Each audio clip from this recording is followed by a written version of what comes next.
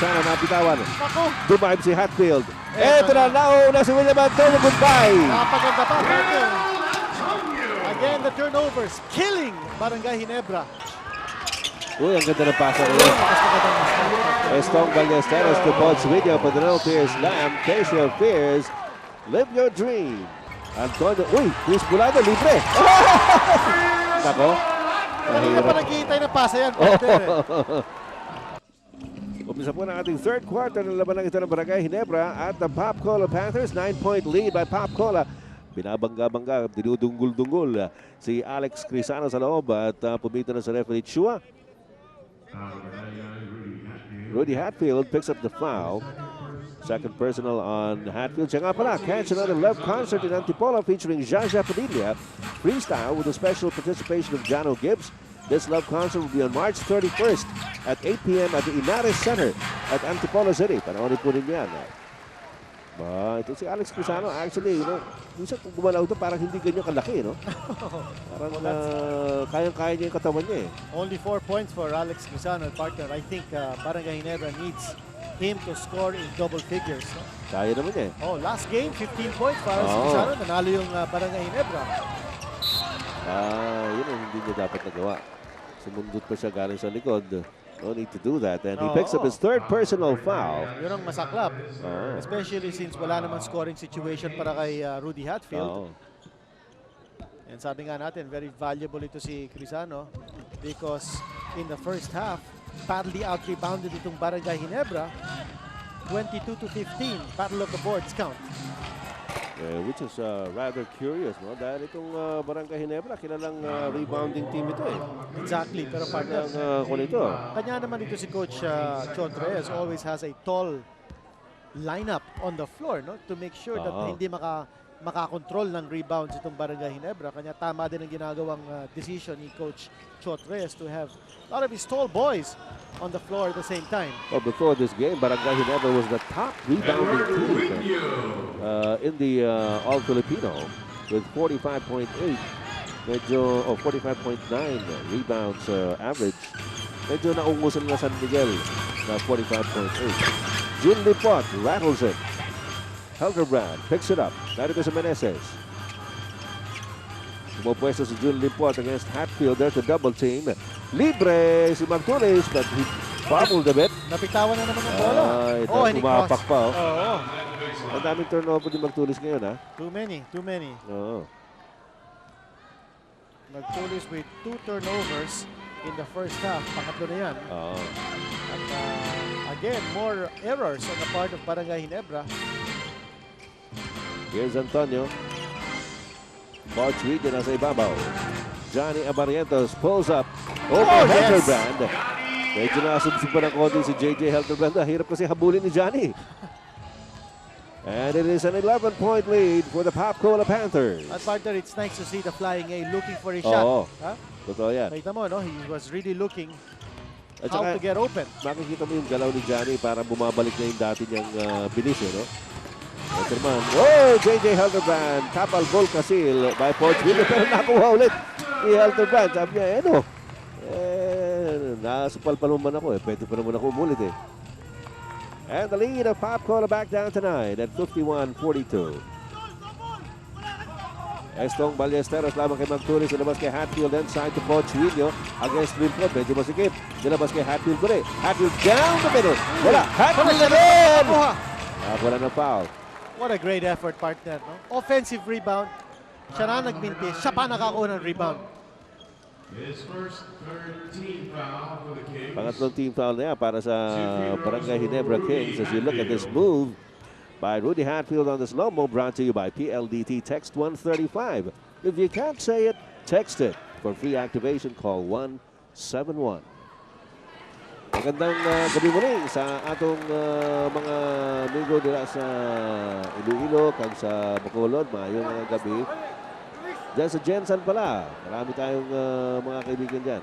Text lang sa akin si Parang Godi, si Clement Asensio, Mayor June. At karon, good evening sa General Santos City. Ito, 10-point lead by Pop Cola. At ang ating oras na nalalabi sa third quarter, 9 minutes and 6 seconds. Nakawala na naman si Helterbrand. Ay, hinarap ni Poch Winnie doon. Medyo nabago yung tira eh. Magtulis. Here's Jun Lipot. Ayaw. Dinabas kay Helterbrand. Bihingi ulit si Lipot. Pumihit na lang against. Wala nagawa si Istong Ballesteros doon. And it is down to an 8-point lead for Pop Cola at 52-44.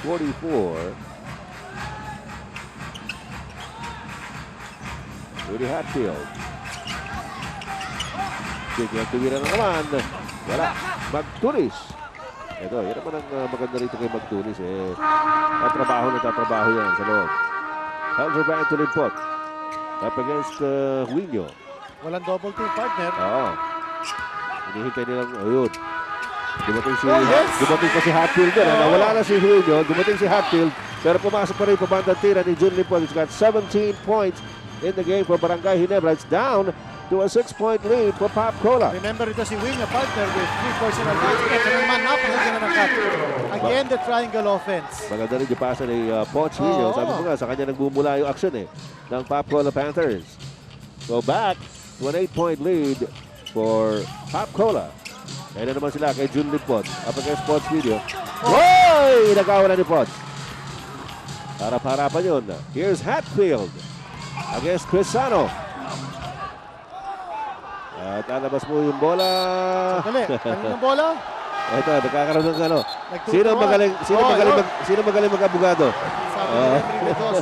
Ako ang tatawag, sabi niya. Ako ang tatawag. Actually, Barangay Ginebra. unang tawag niya, Pop Cola eh. Pero nung huli, binago na niya. Pwede naman yan eh. Hindi naman bawal magbago ng isip eh. Kung nakumbinsi ka, But team manager Elmer Yanga is not complaining about the call, but a non-call. Sabi niya, there was a foul against Barangay Ginebra na hindi tinawagan. 54-46, 8-point lead para sa Pop Cola. Jun Limpot, doblehan, inside to Crisano, napitawan. Ako! Dumaib si Hatfield. Eto na, nauna si William Antonio, goodbye! Napaganda pa, partner. Again, the turnovers, killing Barangay Ginebra. At nakapagtataka yan dahil bago po nag-umpisa itong laro, sabi natin, ang pinakamaraming turnover sa liga ngayon ay itong Pop Cola, nabaliktad. Oo, talagang baliktad na baliktad. But again, the defense. Yeah! Hindi. Uy! Pasok. Parang Hindi, foul nata. may foul. Hindi. Goaltending. Goaltending, oo. Hindi ko nakita yun. Pero ang ganda na sana lulusot ni Berhel eh. Ito, tingnan natin. Ayun. Kinapon. Ayun. Correct ka dyan. Slow-mo action brought to you by PLDT. Text 135. You can't say it, text it. For free activation, call 171. 8-point lead for Pop Cola. Nasa Barangay Ginebra ang bola, Berhel Meneses. Meneses, good pass to JJ Helterbrand. Medyo bumibilis ngayon ang laro ng Barangay Ginebra, but they're getting wide looks, or rather open looks at the basket because gumagalaw sila. Oo, yun. Yung magandang cut na yun ni Helterbrand. Eksakto yung pasa ni Berhel Meneses. Pero ito, eksakto rin yung mapabanda ni Poch Winyo. And Pop Cola back on top by 8 at 58-50. Ano ba, partner, itong combination in Meneses, Kagiwa, at saka si Helterbrand. That's a very quick combination on the floor, no? Oo. Barangay Ginebra. You can expect points to come from that trio. Ito na si Berhel Meneses, the double two. Steal. Steal. Hindi maganda yung pasa. This is a 2-on-1. Johnny back to Estong Ballesteros. Count it! Marunong si Estong sa ganyan. Yes. And a beautiful pass galing kay Johnny. Oh, yes. At 10 na naman ang abante ng Pop Cola Panthers. Kagaya po na nasabi natin kanina, sa pumpisa pa lamang, ang Pop Cola, ang standing nito, 4 wins, 4 losses. Barangay Ginebra trying to get a share of the lead in the elimination round of the All-Filipino Conference of the 2001 season. Ang inyong bayan ng superstars. Ballesteros. Johnny for the three. Yes! Well, he's feeling it, partner. Barrientos. PLDT long distance shot by Johnny in the groove tonight. 13 puntos na ang abante ng Pop Cola Panthers on that shot by Johnny Abarientos. Meron po tayong timeout.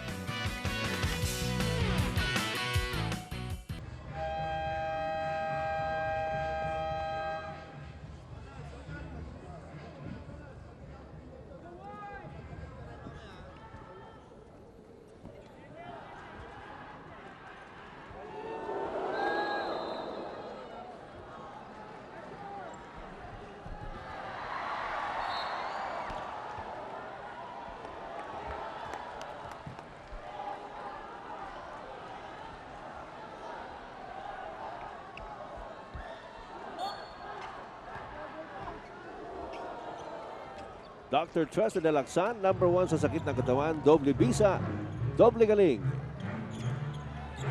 Partner, nagkaroon ng turnover dito, no? Right on the inbound. At yung Barangay Ginebra again with another error. Oo, dumadami lalo ah. Pero si Johnny naman masyadong malalim yung kanyang tira doon. At ito. Parang Johnny. Foul number 14, Johnny Abarientos. Pangalawa lang yan ni Johnny Abarientos. At as you look at Coach Alan. Saan ba nakaupo si Coach Alan? Nandun sa baseline. No. Wala doon sa bench. Doon, inipuan yung mga bola. Dito tumayo na si Coach Alan. Samantala, narito si Johnny. Antonio out to Johnny Abarientos. That was a shot for William Antonio that he passed up. Kanina na yun. Ito, they go for the mismatch. Uy, ang ganda ng pasa na yun. Estong Ballesteros to Paul Video, Padrino Pierce Lam, Casio Pierce, live your dreams.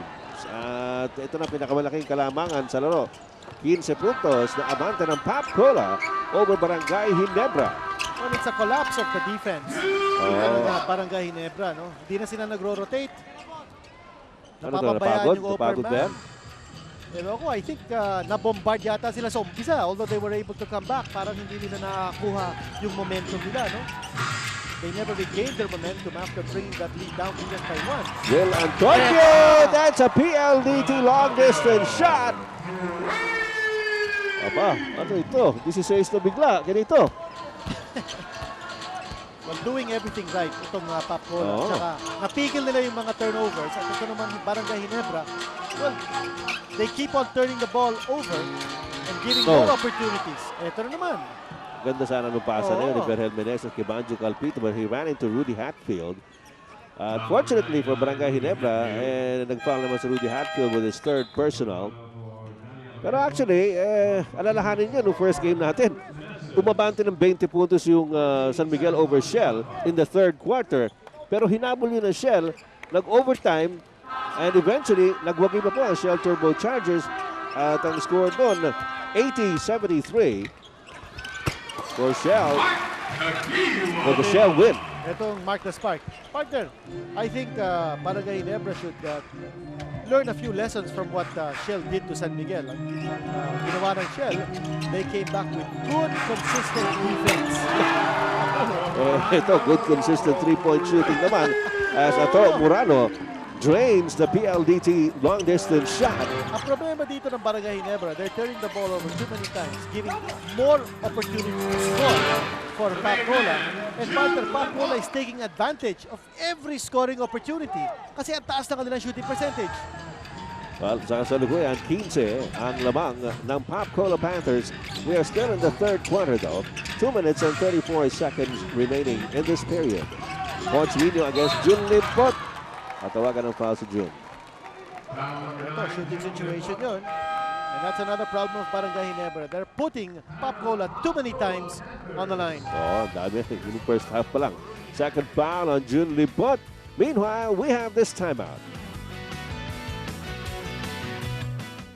2 minutes and 29 seconds remaining in the third quarter. At bago natin ibalik ang aksyon, mga kaibigan, panoorin natin itong CMG Swipe of the Game. Makikita ko ninyo ginawa ni Rudy Hatfield. You just saw the CMG Swipe of the Game from CMG, your provider of life insurance, pension, education plans, and the CMG Health Swipe Card. Naimbag na rami yung amin, Apulacay, Ditaan, Northern Luzon. Ang inyo po mga lingkod, Ed Pixon po lamang, kasama si Kinito Henson at magandang labanan ng Pop Cola at Barangay Ginebra. Ito pa na kaya pala naman ang ganda ng laro ni Johnny. Kaya kasama yung anak niya si John Angelo, yung misis niya si Annie. Ayan si Johnny. Si Johnny. Sorry, wala kami mic dyan. Ang kanyang ina, no? Si Loli Abarientos. Kompleto pala eh. Cheer her son. Ano naman ang sequence natin, no? The Abarientos family. At lamang po ang team ni Johnny. 71-56. Napasahan ng Barangay Ginebra, Mark Tagiwa runs into the defense. Alpito. Pinapit ni Ballesteros para nakuha ni Jun Limpot. Tagiwa in three-point country. Nope. Winyo. Arito si Morano, nakita si Will Antonio, inagawa naman ni Mark Kagiwa. Kagiwa, tuloy-tuloy sa front court. Pero nag-aabang ang depensa. Pull-up jumper, yes! Mark Kagiwa. Alam ko dyan magaling ito si Kagiwa, partner. Stopping on a dime. Oo. Yung kanyang pull-up jumper.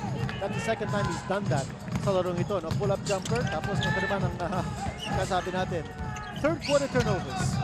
And those stats brought to you by QuickTime, the all-in-one glue technology by Will Antonio, the PLDT long distance shot. Remember, for only 40 cents a minute, call any country, anytime on any PLDT phone through PLDT IDD. Alam mo, Pangatlo na niyan. Yes, and that's like a dagger in the heart. No? Nagkakambak itong Barangay Ginebra, tapos titirahan mo ng 3-point shot. I mean, that hurts. May traveling violation. Another turnover. Sayang, panihin na rin yung 3-point shot. Although, maganda rin yung idea ni Magtulis, yun lang. Nag-travel. No? Error after error, and Coach Alan Gaidic very quiet on the bench. Kasama niya ang kanyang assistant na si Chris Kalilan. Ohoy. Ganda na naman. Estong. Wala. Jun Lipot for the rebound. Here's Bal David. Oops. Magtulis. Bal David going one-on-one against Atong Morano. Malaki si Morano. Hindi siya makatira na. Tres ni Lipot. Wala. And Port Jr. keeps it alive para naman sa Pacola Panthers. And Coach Todd Reyes signaling Atong Morano to take it easy. Only 30 seconds remaining in the game, in the third quarter, rather. Antonio, uy, Chris Bulado, libre. Nako. Hindi ka pa naghihintay na pasa yan, partner. Sabi ni Chris, klaro naman kayo walang tiwala sa ano ko Kasi perimeter shooting ko wala ka depensa kay Oo. Chris Colado. That defense was focused towards Estong Ballesteros on the low post. And again, collapse on defense ng Barangay Ginebra. So evident in that play when Chris Colado hit the shot. Estong. Wala, hindi pumasok yung tres, but a nice try. Anyway, at ito po, pinakamalaking abante ng Pacola Panthers sa Barangay Ginebra as we go to the fourth quarter. 18 ang bubunuin ng Barangay Ginebra sa pagtatapos po ng larong ito. Pero tandaan nyo, ang Shell kanina 20 yung binuno. Sila na pa nanalo. So panoorin nyo ang fourth quarter ng larong ito in just a short while.